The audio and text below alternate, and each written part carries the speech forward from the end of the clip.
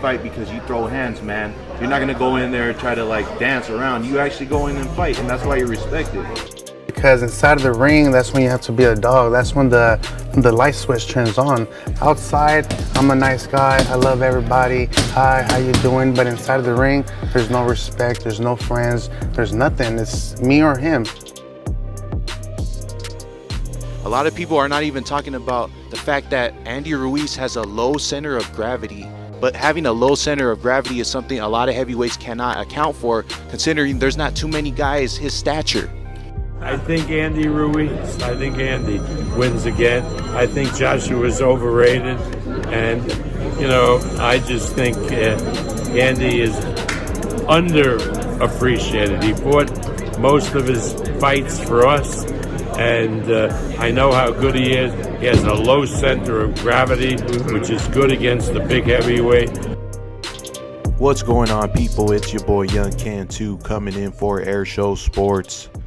We are less than 7 days away, less than a week away from the highly anticipated rematch between Andy Ruiz Jr. and Anthony Joshua, one of the biggest heavyweight fights in recent memory,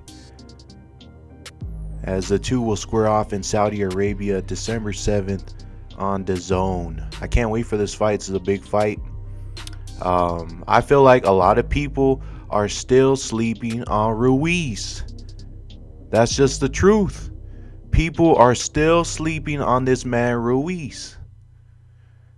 So the AJ people who think AJ is going to win this fight, they need to realize that Andy Ruiz isn't some bum. He's not some fighter who just came up and got lucky. This fool has been preparing his whole life for this moment. I can't wait for this fight, man. The closer we get to this fight, the more confident and the more excited I get about it for Andy Ruiz, man, because he's going to take Joshua's head off once again. He's going to do it, man. Andy Ruiz is just a better all-around fighter than Anthony Joshua. Joshua chose to run into him at the wrong time in his career. Let me put it into perspective for the people who don't know. I've been following Andy Ruiz's career since about 2016, so the last 3 years.